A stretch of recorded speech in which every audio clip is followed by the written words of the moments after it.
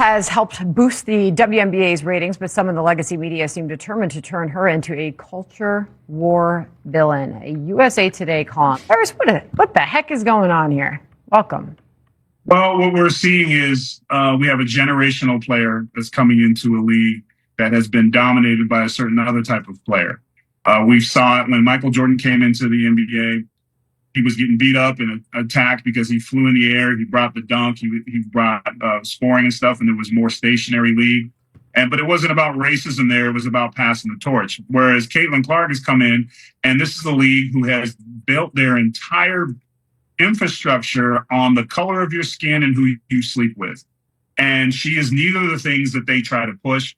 And instead of embracing the fact that she's bringing more fans to the game and that she's putting more eyes in the game, they're going to attack her. We've seen this. It's historic. They want to bring up Emmett. Shame on them. To be a more appropriate thing would be like Jackie Robinson, what he went through in the league. They didn't have a problem with white players being in the NBA, WNBA, until one became a top 5, top 3 best shooter in the league. Stats back it up. So the only way that she'll continue to change is keep winning. Once, the game changed, she's going to change the game, or worse, she'll leave the game and the fan base will go with it. You have an exciting young athlete, a woman who's getting eyes on the sport, and they just can't stand it because it's not one of their handpicked. She's not a DEI star, and they hate it. It's notable that, the author of this piece issued an apology, but a moment ago. Yeah, but they still have the piece up in its entirety on their website, including the reference to Emmett Till, the whole 9 yards. Well, because that's what you do when you're racist and you're trying to be clever about it. You say something so appalling and disrespectful, and then when you get backlash, you say, I'm sorry.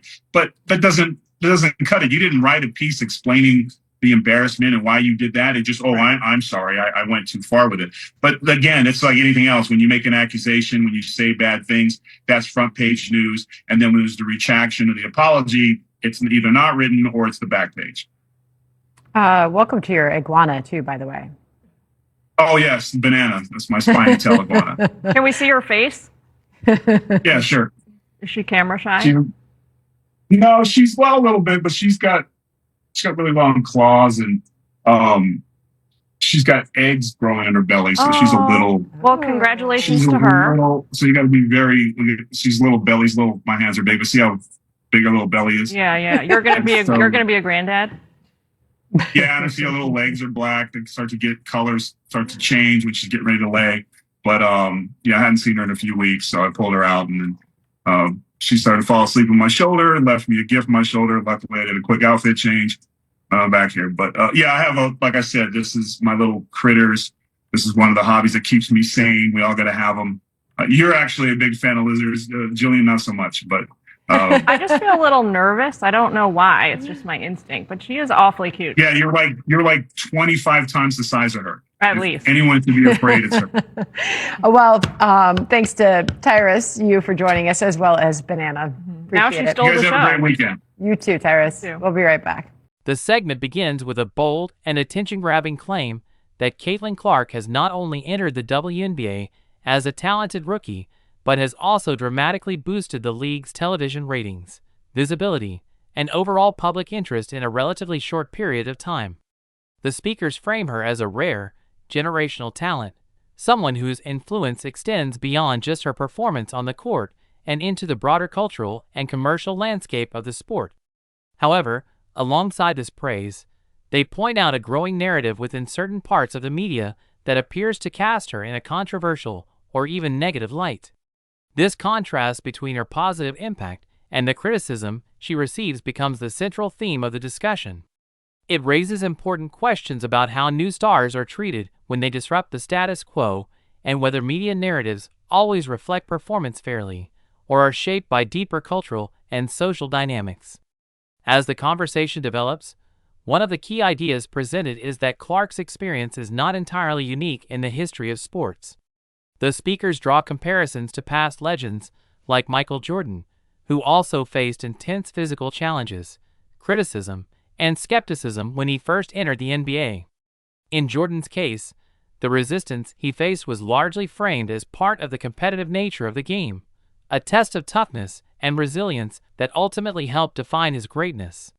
However, the speakers argue that Clark's situation is different because it exists in a more complex modern environment, where sports are deeply intertwined with social issues, identity politics, and media narratives.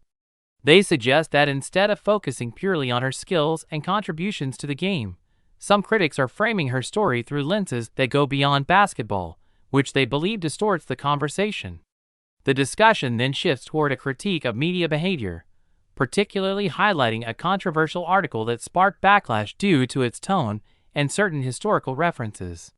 According to the speakers, while the author of the article did issue an apology, the original piece remained published in full, which they interpret as a lack of genuine accountability.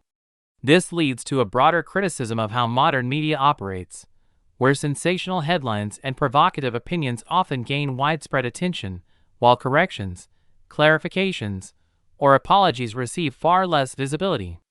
The speakers argue that this imbalance can unfairly shape public perception, especially for high-profile athletes like Clark, whose every move is scrutinized and amplified. They emphasize that once a negative narrative is established, it can be difficult to reverse, even if it is later challenged or corrected. Another important theme explored in the conversation is the concept of passing the torch. In sports, this idea represents the transition from one generation of stars to the next, often accompanied by resistance from those who are accustomed to the existing hierarchy. The speaker suggests that Clark is currently in the middle of this transition, as she challenges established norms within the league with her playing style, confidence, and widespread popularity. They highlight her exceptional shooting ability and offensive production, describing her as one of the top shooters in the league despite being early in her career. According to their perspective, the only way for her to truly solidify her place and silence critics is to continue winning and performing at a high level, because sustained success is ultimately the most convincing argument in professional sports. The conversation also delves into the broader implications of Clark's popularity, particularly her ability to attract new audiences to the WNBA. The speakers point out that she is bringing in viewers who may not have previously followed women's basketball, including a significant number of male fans, which they see as a positive development for the league's growth and financial future. However, they argue that not everyone is comfortable with this shift, suggesting that some of the criticism directed at Clark may stem from resistance to change rather than her actual performance. This idea introduces a deeper layer to the discussion, touching on how evolving audiences and increased visibility can create tension within a sport that is still defining its identity and place in the broader sports world. As the dialogue continues, the tone becomes more intense at times, with strong opinions expressed about fairness, bias, and the role of media in shaping narratives. The speakers question whether Clark is being judged by the same standards as other players, or if additional factors are influencing how she is perceived. They argue that instead of celebrating her contributions, such as increasing ratings, selling out arenas, and bringing fresh energy to the league, some narratives focus disproportionately on controversy, which can overshadow her achievements. This leads to a broader reflection on how athletes are often caught in the middle of larger cultural debates, whether they intend to be or not. Interestingly, the segment takes a sudden and unexpected turn toward the end, shifting away from the serious discussion into a much lighter and more personal topic involving a pet iguana. One of the speakers introduces the animal, describing its behavior, appearance, and even the fact that it may be preparing to lay eggs. This moment adds humor and a sense of spontaneity to the conversation, breaking the tension that had built up during the earlier, more serious exchanges. The casual banter about the iguana, its claws, its size, and the reactions of others in the studio creates a relatable and humanizing moment, showing that even in discussions filled with strong opinions, there is room for humor and everyday life. This shift in tone also serves an important purpose, reminding the audience that live discussions are often unpredictable and multifaceted. While the main topic revolves around sports, media, and cultural narratives, the inclusion of a lighthearted moment helps balance the overall experience and keeps the conversation engaging. It reflects the dynamic nature of talk shows, where serious analysis and casual interaction can coexist within the same segment. In conclusion, The clip presents a layered and multifaceted discussion about Caitlin Clark's impact on the WNBA, the role of media in shaping public perception, and the challenges that come with being a high-profile athlete in today's world. It highlights the tension between recognition and criticism, growth and resistance, and performance and narrative. While the speakers clearly lean toward defending Clark and emphasizing her positive contributions, the discussion also opens the door to broader questions about fairness, bias, and the evolving nature of sports media. The unexpected humorous ending with the iguana adds a unique touch, making the segment not only informative but also entertaining, and leaving viewers with a mix of thoughtful reflection and lighthearted amusement.